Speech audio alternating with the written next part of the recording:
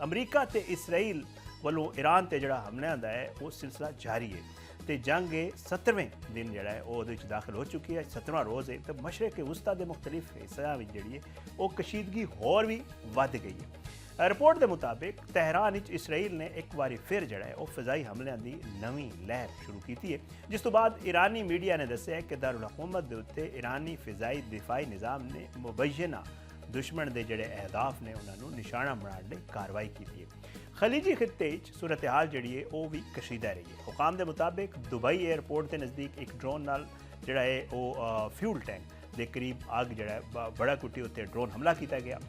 जिसका दी वजह तो जिहड़ा है परवाज़ों का निज़ाम भी आरजी तौर पर मुतासर होया, लेकिन दोबारा वो शुरू कर दित्तियां गई। इसी तरह फजीरा के सनती इलाके में भी ड्रोन हमले तो बाद अग लगी, वो इतलावें भी सामने आईयां। दूजे पासे अमरीकी सदर डोनाल्ड ट्रंप जिहड़े उन्होंने दावा किया है कि अमरीकी कार्रवाइयां में ईरान के ड्रोन बनाने वाले जिहड़े कारखाने ने उन्होंने निशाना बनाया गया तो ईरान की ड्रोन साजी की जिहड़ी सलाहियत है उन्होंने इन्हां हमलियां नाल बड़ा शदीद नुकसान पहुँचा है।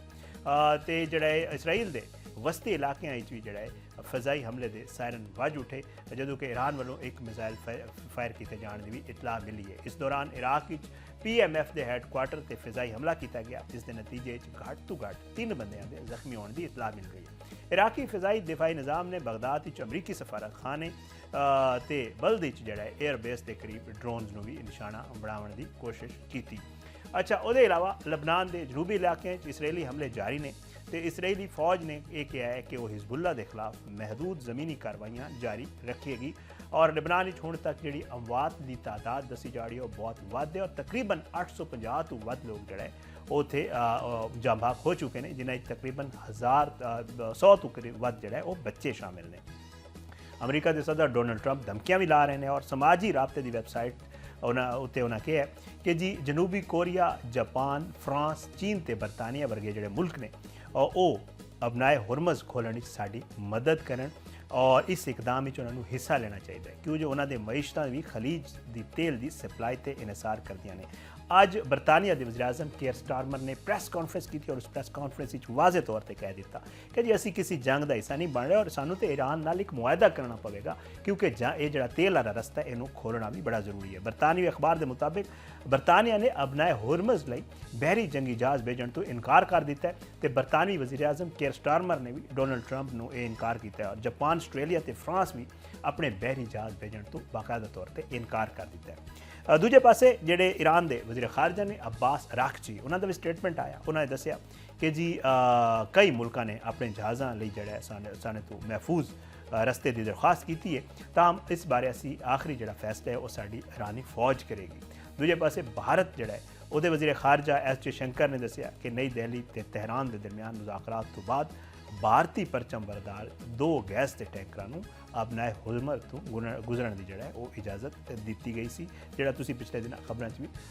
सुनिया होएगा। और आलमी सतह पर इस मनसूबे ते रद्द-ए-अमल मुहतात रहा है। जर्मनी के वज़ीर खारजा योहान वॉडफिल ने इस मनसूबे से शकूक का इजहार करते हुए यह कहा है कि जर्मनी किसी नवी जंग का हिस्सा नहीं बनेगा और नज़र आ रहा है कि ट्रंप के नाल जिहड़ा यूरोप तो दूजे जिहड़े ममालिक ने इस जंग शामिल नहीं हो रहे। इस वास्ते ट्रंप जिहड़ा वो धमकियां भी ला रहे हैं। उन्हें खबरदार किया है कि जी अगर इत्तेहादी मुल्क अहम आलमी गुजरगाह अबनाए हुरमज़ ना खोलन दे जिहड़ा उन्होंने साडे उत्ते साडे नाल ना आए खोलन साडे नाल शामिल ना होए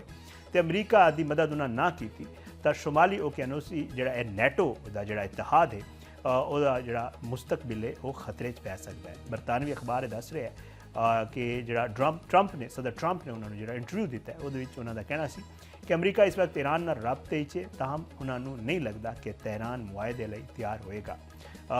उन्होंने दस्सिया कि अमरीका अबनाए हुरमज़ के मामले से लगभग 7 मुल्कों नाल गलबात कर रहे हैं तो उन्होंने असी मुतालबा कर रहे हैं कि जी वो इस अहम समुद्री रास्ते की हिफाजत अपना किरदार अदा करने इन्हों खोलन भी और ये हिफाजत भी। ट्रंप के मुताबिक इसराइल भी इस मकसद लई अमरीका के नाल तावन कर रहे हैं। अमरीकी सदर ने और दस्सिया कि जी अगर ये जड़ा नैटो इत्तेहाद है ये मुल्कों ने इस मसले तावन न किया तो इन्हों का मुस्तकबिल बहुत ही खराब हो सकता है। ट्रंप ने यह भी इशारा दिता कि इस महीने के आखिर शी जिनपिंग नाल जिहड़ी उन्हों की मुलाकात तय सी वो भी ताखीर का शिकार हो सकी थी है और उन्होंने यह कहा कि जी इस मुलाकात का उदों ही फायदा होएगा ਜਦੋਂ ਉਹ ਮੁਲਕ ਜੋ ਅਬਨਾਏ ਹੁਰਮਜ਼ ਦੇ ਰਾਸਤੇ ਤੋਂ ਫਾਇਦਾ ਉਠਾਉਂਦੇ ਨੇ ਉਹ ਇਹਦੀ ਹਿਫਾਜ਼ਤ ਵੀ ਯਕੀਨੀ ਬਣਾਉਣਗੇ। ਯਾਨੀ ਐਕਸਪੈਕਟ ਕਰ ਰਹੇ ਨੇ ਕਿ ਚੀਨ ਵੀ ਇਸ ਮਾਮਲੇ 'ਚ ਉਹਨਾਂ ਦਾ ਸਾਥ ਦੇਵੇ। ਔਰ ਦੂਜੇ ਪਾਸੇ ਇੱਕ ਇੰਟਰਵਿਊ ਦਿੱਤਾ ਗਿਆ ਸਦਰ ਟਰੰਪ ਦੀ ਤਰਫ ਕੋਲ ਔਰ ਉਹਨਾਂ ਨੇ ਇਸ ਮਾਮਲੇ ਉੱਤੇ ਗੱਲ ਕੀਤੀ।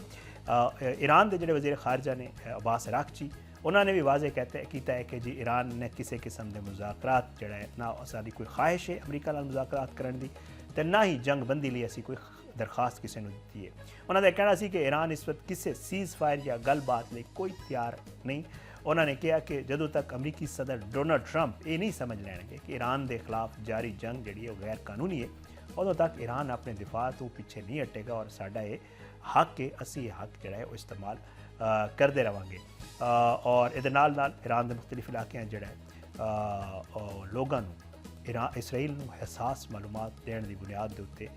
गिरफ्तार भी किया गया है। तकरीबन 20 के करीब लोग जो गिरफ्तार हुए हैं। ईरानी मीडिया दस रहे हैं कि सूबाई प्रोसिक्यूटर के दफ्तर के इल्जामात उत्ते 20 अफराद को गिरफ्तार किया गया जिन्होंने जो ईरान के फौजी तो सिक्योरिटी तनसीबात के मकाम दी तफसीलात जो है वो इसराइल में भेजियां सन उन्होंने इल्ज़ाम है। रिपोर्ट दसिया गया शुमाल मशरकी ईरान जो इसराइल तो अमरीका के फिजाई हमलों तो ज़्यादा महफूज है उत्थे 10 बंदियां गिरफ्तार किया गया जिन्होंने से जोड़े हसास मकामात ते इकतसादी ढांचे की मालूमात जमा करने का इल्ज़ाम है। खबर रसा एजेंसी तस्नीम में दस रही है कि पासदारान इनकलाब के खुफिया इदारे ने दसिया कि जदों सेहूनी दुश्मन ते अमरीका ईरान उत्ते हमला करने की कोशिश कर रहे सन वो वक्त जोड़ा है इस वक्त जोड़ा है वो किराए दे फौजी ते जासूसन भी फाल करते हैं ताकि अगले मरले हंगामे पैदा किए जा सकें।